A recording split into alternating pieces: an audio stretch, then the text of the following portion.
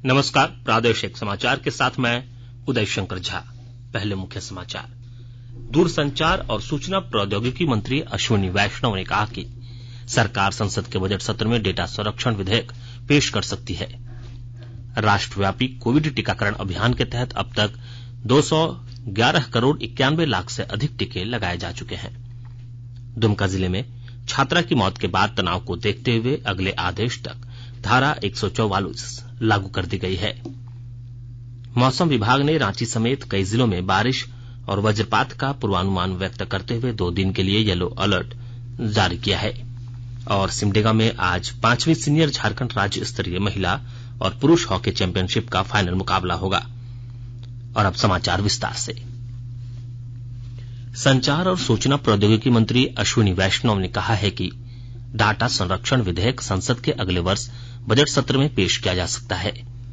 एक समाचार पत्र के साथ भेंट में उन्होंने कहा कि संशोधित डाटा संरक्षण विधेयक का मसौदा जल्द ही सलाह मशविरे के लिए जारी किया जाएगा।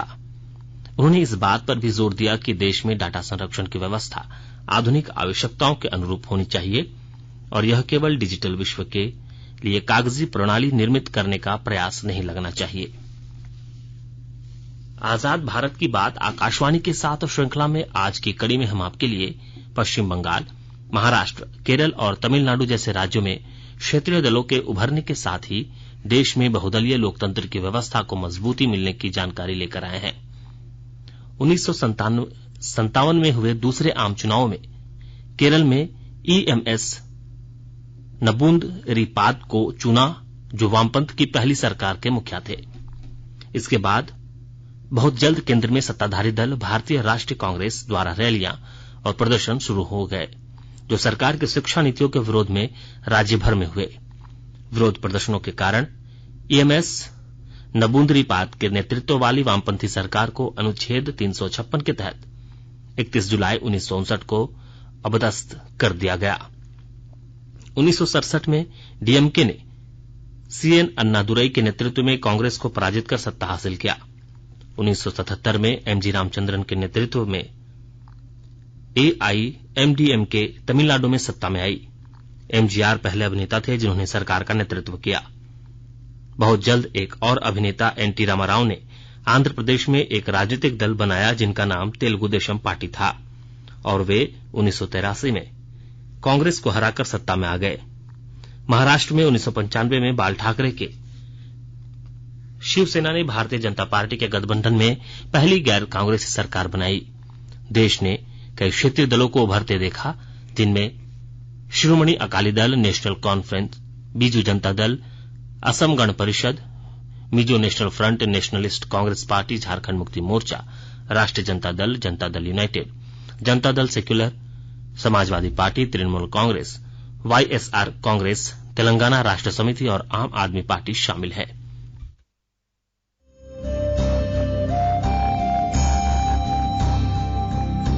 आजाद भारत की बात आकाशवाणी के साथ स्वतंत्रता के 75 वर्ष का उत्सव, जीवंत यात्रा की स्मृतियां, स्वतंत्र भारत की उपलब्धियां और कुछ रोमांचक पल। तो आप भी जुड़िए और सुनना न भूलें। 15 अगस्त से प्रतिदिन हमारे एफएम गोल्ड 100.1 और दूसरे चैनलों पर आजाद भारत की बात आकाशवाणी के साथ।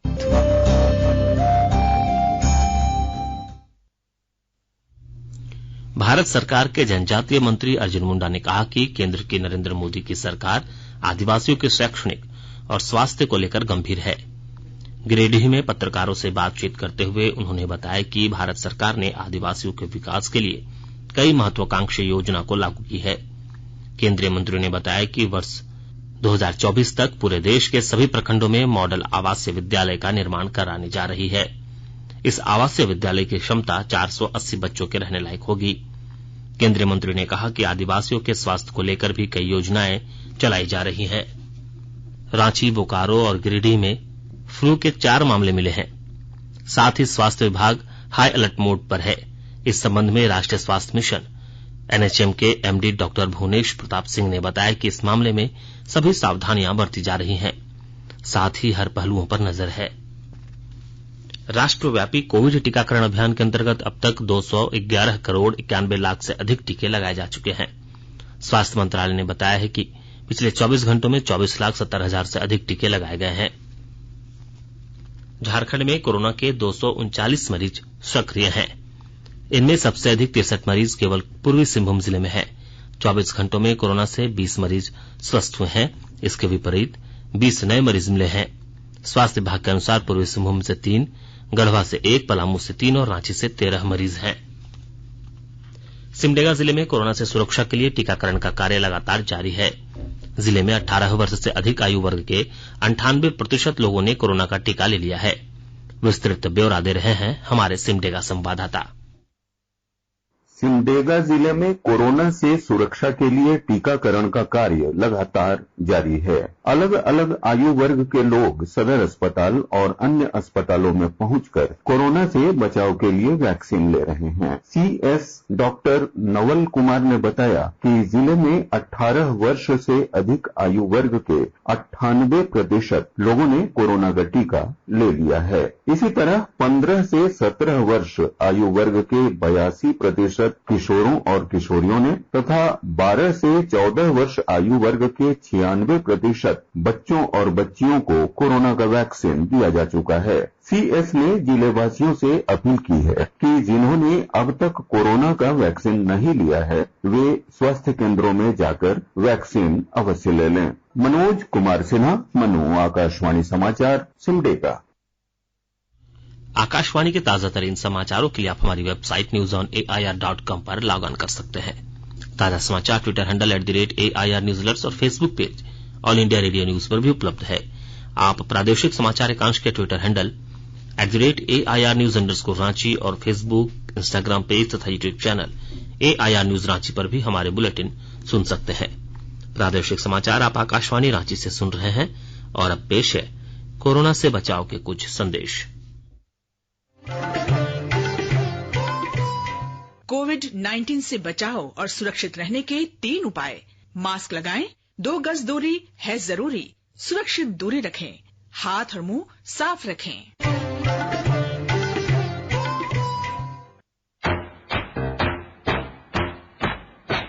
चलो मिलकर एक शुरुआत करें, चलो एक फैसला आज करें, मास्क नहीं तो टोकेंगे, कोरोना को रोकेंगे, चलो इस वादा करते हैं, चलो इस वादा करते हैं, मास्क नहीं तो टोकेंगे, कोरोना को रोकेंगे। भारत सरकार द्वारा जनहित में जारी। प्रादेशिक समाचार में आपका एक बार फिर से स्वागत है। दुमका जिले के छात्रा अंकिता कुमारी की मौत के बाद तनावपूर्ण माहौल को देखते हुए जिले में अगले आदेश तक धारा 144 लागू कर दी गई है। एक युवक ने उस पर पेट्रोल डालकर जला दिया था।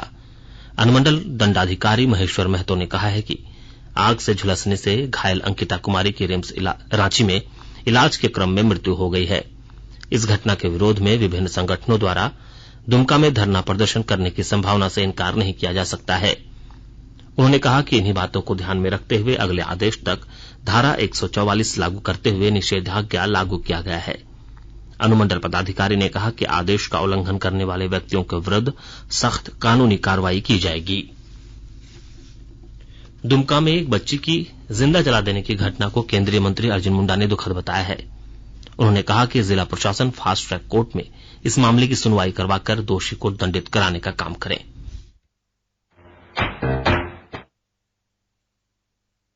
एक लड़की डेथ कर गई, उसको आग में जला दे।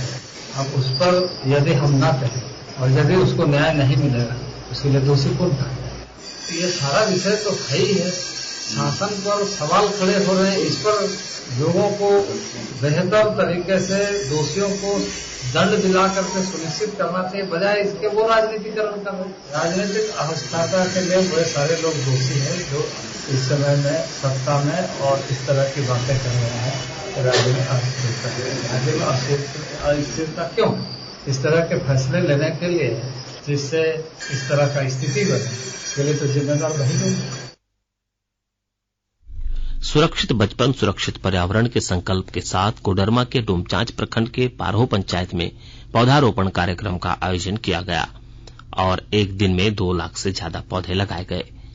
वन विभाग और कैलाश सत्यार्थी चिल्ड्रन फाउंडेशन के संयुक्त तत्वाधान में आयोजित पौधारोपण और पौधा वितरण कार्यक्रम में बतौर मुख्य अतिथि डीएफओ सूरज कुमार सिंह और जिला परिषद के अध्यक्ष रामधन यादव मौजूद थे। पारहू पंचायत के विभिन्न गांवों के सैकड़ों लोगों ने भी अपनी मौजूदगी के साथ पर्यावरण संरक्षण की इच्छाशक्ति जताई। इस मौके पर सांकेतिक रूप से डीएफओ और जिला परिषद अध्यक्ष ने भी स्कूल और आंगनबाड़ी के समक्ष पौधारोपण किया और लोगों को इसके प्रति प्रेरित किया। गोड्डा जिला मुख्यालय सहित विभिन्न प्रखंडों में जिला विधिक सेवा प्राधिकार की ओर से मेगा विधिक शक्तिकरण शिविर का आयोजन किया गया। विस्तृत ब्यौरा दे रहे हैं हमारे गोड्डा संवाददाता। गोड्डा जिला मुख्यालय सहित विभिन्न प्रखंडों में कल जिला विधिक सेवा प्राधिकार की ओर से मेगा विधिक सशक्तिकरण शिविर का आयोजन किया गया। इसमें सरकार की ओर से चलाई जा रही कल्याणकारी योजनाओं का लाभ जरूरतमंदों को दिया गया, साथ ही कई योजनाओं की जानकारियां भी दी गई। इस शिविर का उद्घाटन गोड्डा उपायुक्त जीशान कंवर ने किया। उनके साथ पुलिस अधीक्षक नाथू सिंह मीना एवं सचिव डॉक्टर प्रदीप कुमार भी थे। विभिन्न विभागों की ओर से स्टॉल लगाकर आम लोगों को योजनाओं की जानकारियां दी गई। उपायुक्त ने कहा कि जिला विधिक सेवा प्राधिकार का मुख्य उद्देश्य समाज के अभिवंचितों को न्याय सुलभ कराना है। वैसे नागरिक जो आर्थिक रूप से कमजोर हैं, महिलाएं, अनुसूचित जनजाति आदि को वकील मुहैया कराना और कानूनी सहायता दिलाना है, इसका उद्देश्य है। आकाशवाणी समाचार के लिए गोड्डा से नरेंद्र कुमार। आज राष्ट्रीय खेल दिवस के अवसर पर सिमडेगा जिले में 5वीं सीनियर राज्य स्तरीय महिला और पुरुष हॉकी चैंपियनशिप के सेमीफाइनल और फाइनल मैच होंगे। पुरुष वर्ग का फाइनल मैच 2:30 बजे और महिला वर्ग का फाइनल मैच 4 बजे होगा। इससे पहले कल एस्ट्रोटर्फ हॉकी स्टेडियम में कई मैच खेले गए। पुरुष वर्ग में सरायकेला ने लातेहार को, नवल टाटा हॉकी अकादमी ने साहिबगंज को और रांची ने गुमला को पराजित कर सेमीफाइनल में प्रवेश किया।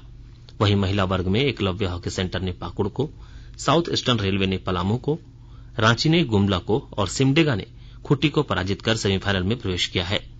हॉकी झारखंड, टाटा स्टील, जिला प्रशासन और हॉकी सिमडेगा द्वारा इस प्रतियोगिता का आयोजन किया गया है।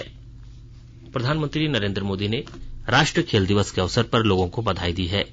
उन्होंने मेजर ध्यानचंद की जयंती पर उन्हें श्रद्धांजलि अर्पित की।